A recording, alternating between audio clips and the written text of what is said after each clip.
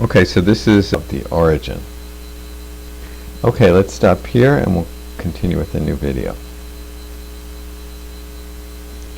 Okay, so coming back to economic data, and by the way, to get the horizon plot, you use a package called Lattice, and I'm sorry, Lattice Extra. And so this is the horizon plot that we are going to generate. And this is RStudio, so you can open up, you can download RStudio, and then you can open up any file like this. When you save your work at the end, you get a file like this. You can open it up with RStudio instead of R, and so you'll get something like this. And then you can see your history here.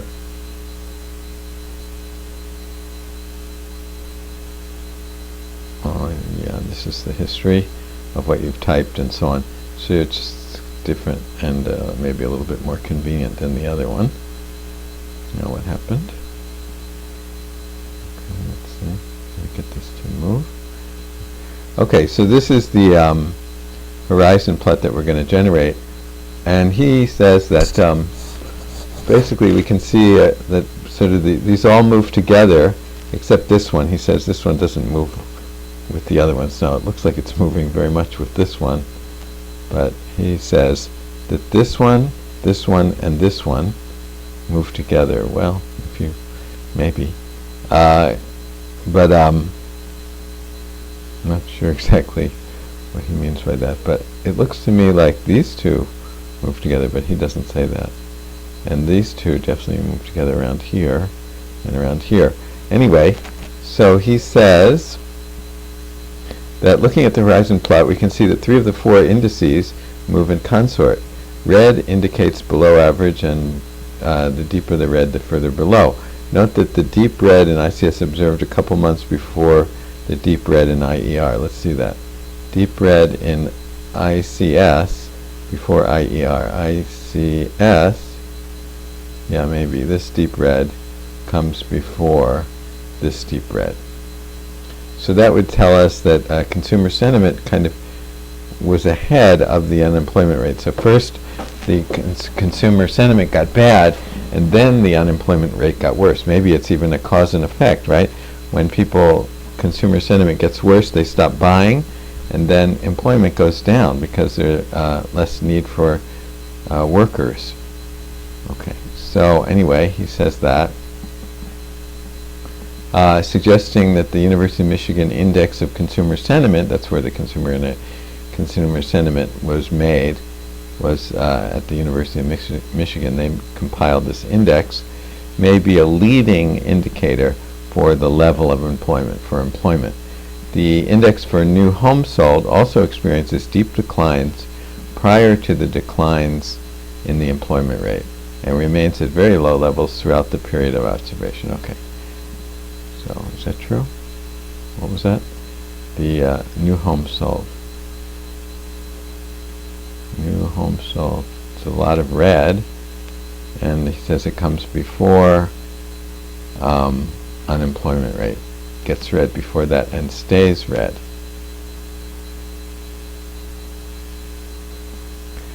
Okay.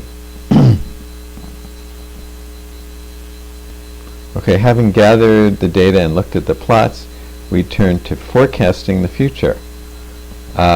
So we looked at the data, we gathered the data, we looked at the plots, and then we do some forecasting afterwards.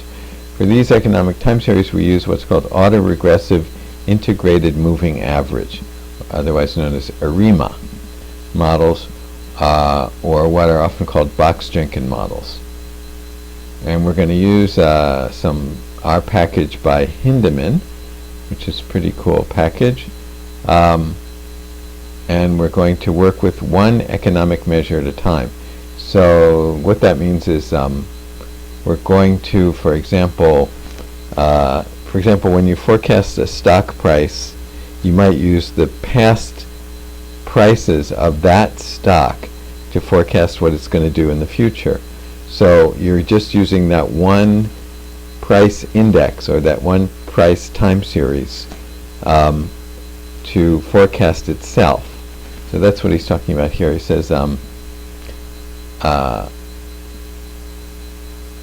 we're going to work with just one economic measure at a time. And then he says, though, but our program searches across a large set of candidate models, including autoregressive, moving average, seasonal components, and so on. Now these, to study these in detail, we'd have to take like a 2-quarter class at least in just time series to do this this subject justice, to really explore the subject. We don't have time to do that, so we're just going to use what's in the package. Okay. Anyway, what's in the package, we'll select the best model. Okay. And how do you measure the best? Well, we're going to use something called the Akaike information criteria, which is just a way to decide which model is performing better. Now we have, oh sorry, that was different. Okay. Then having found the model that the algorithm determines as the best model for each measure, so we're going to do one for the employment rate and one for the consumer sentiment and so on, we use that model to forecast future values of that particular time series, or that economic measure. In particular, we ask for forecasts for a time horizon of 2 years or 24 months. So we're going to try and forecast up to 24 months into the future. We obtain the forecast mean as well as a prediction interval around that mean for each month. So this is done for each of the 4 measures being investigated. Okay. All right, let's stop here, and then we'll continue with a new video.